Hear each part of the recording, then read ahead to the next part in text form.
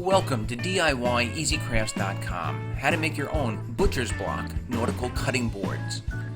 Now these cutting boards can be made in a variety of different shapes. We're going to cut this one out into the shape of a fish. These cutting boards are actually pretty easy to assemble and cut out. I'm using a hardwood, actually two hardwoods for this. I'm using red oak as well as poplar. What I did was I went to Home Depot and I just saw what they had in stock. So I bought regular standard 1x2s in both red oak and in poplar, just so that the end result would have stripes. And building the butcher's block I'm actually going to cover in a separate video, but basically you glue all of the pieces together with a food grade glue. You clamp them, in this case with some pipe clamps. I have another video on the use of assembly and use of pipe clamps. I'll put all those links on the tail end of this video. And then you clamp all of the pieces together and let them completely dry for 24 hours before unclamping them.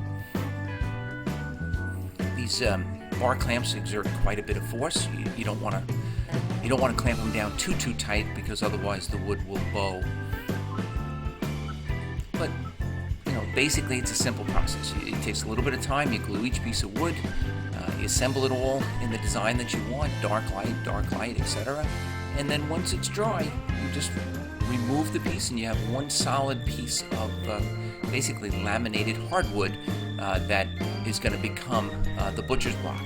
Now each one of these pieces of wood, even though they were the same size, they never seem to come out perfectly level. It's really good to know somebody that has a power planer.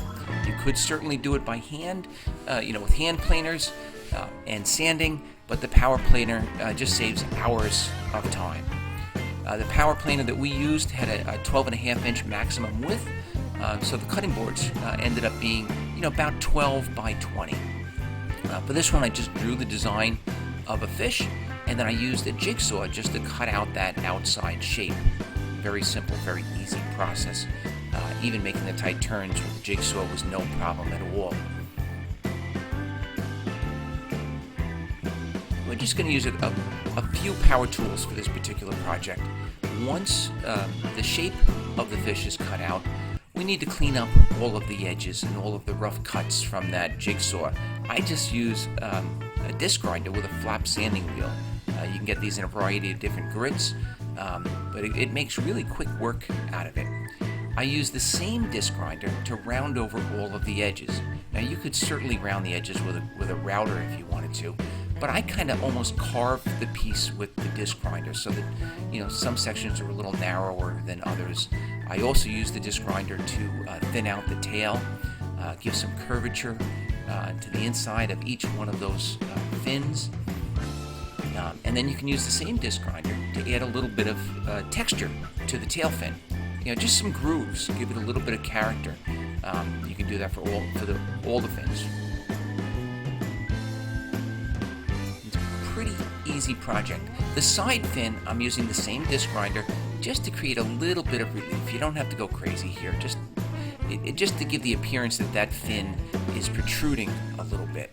And then I went over to an orbital sander and I sanded the entire butcher's block, back and front, or top and bottom, however you look at it.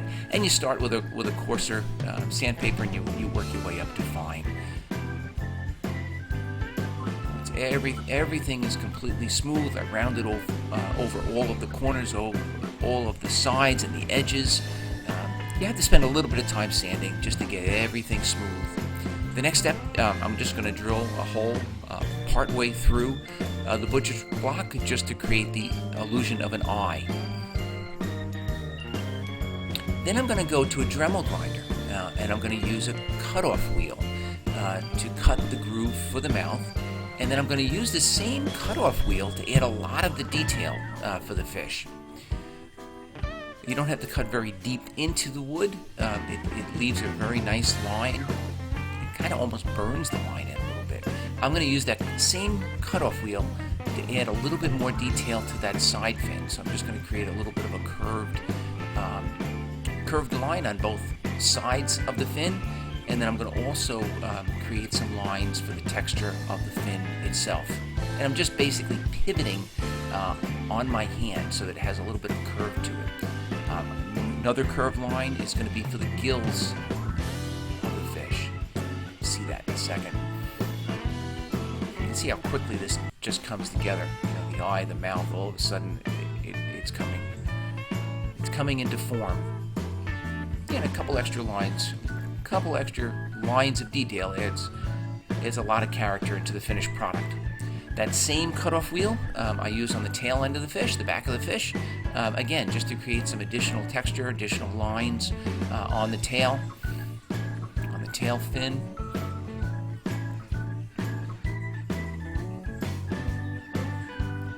And that's basically it as far as the cutting and the sanding and the detail on this nautical cutting board.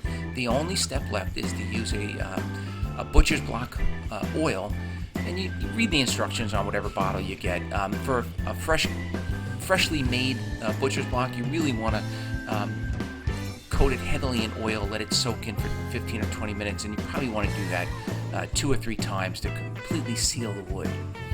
And that's basically it. A very easy, do-it-yourself nautical butcher's block cutting board that can be made in a variety of different shapes and sizes. Please check us out on the web at DIYEasyCrafts.com. I've put links to all of the other videos, or some of the other videos at the tail end of this video.